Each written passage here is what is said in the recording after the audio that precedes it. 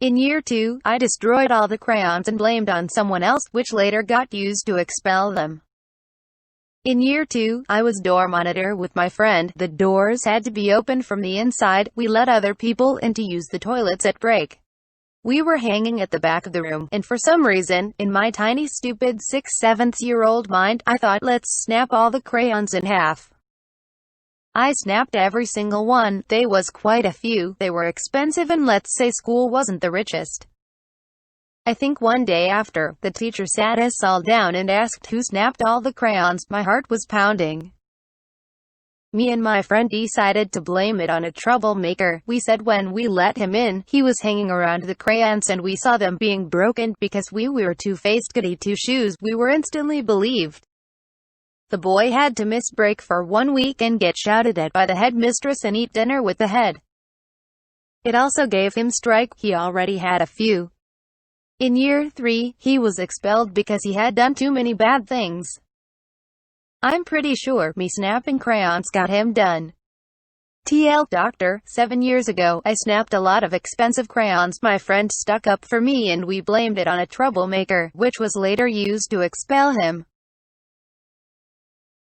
Regret trolling a person for their mental health issues. I tried to troll someone suffering from mental health issues a few years back. Back then maybe I didn't clearly understood the importance of mental health or the issues surrounding it. I thought that the person was absolutely fine and was just lying. But now that I understand the seriousness of the crime that I had committed, I truly regret it. That person still doesn't know that it was I who said those things. I don't know what I can do to amend for the mistake that I have done. I stole from my parents' savings continually until it ran out to buy sweets, sugary drinks when I was younger. About 7 years ago, my parents had a secret place where they hid some of their savings they kept in cash. This was still a substantial amount, about £200 to £300. I took £20 a week until it nearly all ran out buying unhealthy sugary drinks, sweets and snacks before school. They somehow never found out. I think they both assumed the other had put it into their savings account.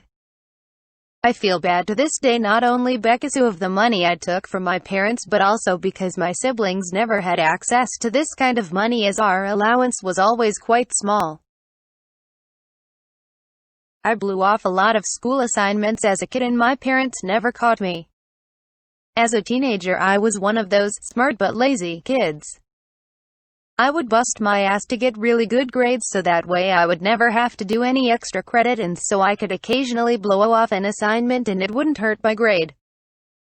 My parents were the type that would always tell me to try my best and do all the assignments no matter what, but honestly, if I could still have an average in the class, if I didn't have to do the big project at the end of the 6 weeks period, then I would just not do it. Oftentimes I'd have like a 98 in the class, so I wouldn't even half-ass the project, I'd quarter-ass it. Then I'd get like a 40% on it and still have like a 92 in the class. My parents were happy that I was still keeping in, so they never asked about it.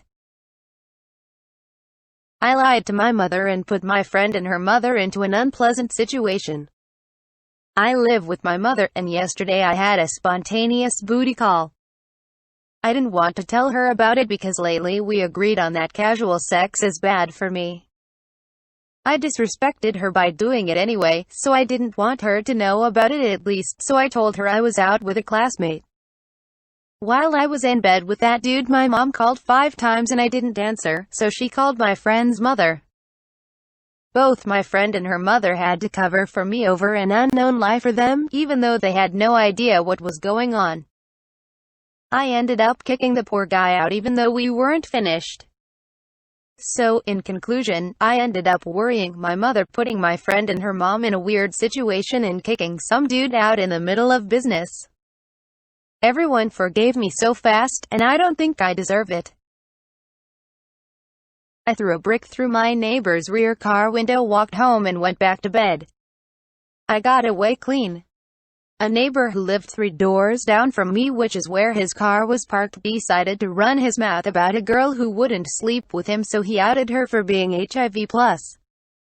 She also lived in the same apartment complex and was a dear friend of mine at the time. She was already going through a lot as the complex we were living in was a drug rehab center and all tenants patients basically. When she told me what he was doing, I told her I would handle it, and that night at 2 a.m. I got drunk at the rehab center, crawled out of my back window of the apartment and threw a brick through this guy's car window. I casually walked back to my window, crawled in and went to sleep. The next morning I helped him figure what to do, and I made sure to reach in and touch the brick while he was watching me, so if the cops did pull prints I would be able to sail right past that little blemish in my story. This was a while ago, so I definitely got away with it. I bullied an Asian boy relentlessly out of hatred and racism. Hell, well, I've had this on my mind for some time and it's been killing me on the inside. I can't stop thinking about the pain I put this poor kid through. I was being bullied in the bathrooms every day by two kids. I ended up fighting them. We for some reason formed this strange bond and the three of us started bullying this kid. It all really starts when my dad cheated on my mom with one of my mom's best friends. After going through the pain of processing that, I just became angry at everything and all motivation to do anything with my dad was gone. It's also good information to know that my dad and the majority of my family are incredibly huge racist against anything that isn't our skin color. I've gotten out of that stage of my life and I'm a much better person now, and it felt good to talk to Reddit about this. I stole over $1,000 from the church offering and never got caught. This is probably the worst thing I've ever done in my life. And I've never told anyone, not even my siblings or parents. When I was a teenager, I used to volunteer at the church that I went to, and I was really good friends with the lady who was in charge of counting the money from the offering. And from time to time I would sneakily slip a few $10 or $20 bills into my pocket without her seeing, and I kept this going for over a year. The worst part is I would take it and spend it on stupid stuff like candy or video games. I never felt guilty about it at the time because I thought these people were basically just handing out free money, and I thought it was strange that this lady trusted a stupid, irresponsible teenager to help her count the money offering. But if I had to guess, in total I probably stole around $1,000 from people who were just trying to give money earnestly, and I was keeping it for my own gain. So yeah, I'm a terrible person. My third grade lie about seeing someone steal a student's personal property. In third grade, one had this unhealthy habit of lying about dumb things, whether it was for attention or being bored. I have no idea why I did this. I eventually grew out of it, but one of my lie stories occurred when I heard something about a girl in my class who had a very special keychain to her was missing. Somehow I decided this is a perfect opportunity to lie, which resulted in me telling the girl and a series of teachers I saw a boy with a black hoodie on take her keychain. Now thinking back, it didn't sound convincing and no one probably believed me, but I still look back at it and wonder why I did it. A week later the girl found her keychain on the field, which she probably lost during gym. I felt so guilty for lying about something so dumb, but it really stuck with me. Even years and years later. There are so many more guilts I have from elementary school, like this one, that really just bother me way too much.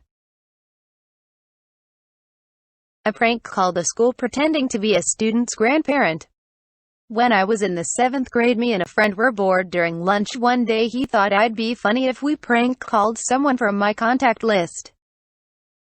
He picked one of my friends from a different school and called her number, but she didn't pick up. My friend said, "Hey, what if we called her school and pretended to be her grandparents and say that we're picking her up early from school?" In the moment I thought it would be funny, so I went along with it and called the school's office and talked to the secretary and said that we were gonna pick up our grandchild. The school ended up calling her parents, and her parents were extremely worried and rushed home from work halfway through the day to make sure someone wasn't kidnapping their daughter. I went home and texted my friend and asked if she got called to the office and told that someone was going to pick her up early from school. She said, "Yeah," and I said, "Well, that was me lol, wasn't it funny?" And she replied with, "Fuck you." You scared the living shit out me, how could you do that, and then blocked me off everything. The next day my school called me and my friend down to the office to talk about what happened. Apparently the other school tracked down our location from the phone call and told the principal to have a chat with the kids who did the prank call. My parents never found, since it was the first time I'd been in trouble for something in school and was my first and last warning. I never told anyone, but I felt like shit for the longest time and lost one of my closest friends at the time. Moral of the story: don't prank call a school. It may seem funny, but it's not funny when you're hurting someone else in the process.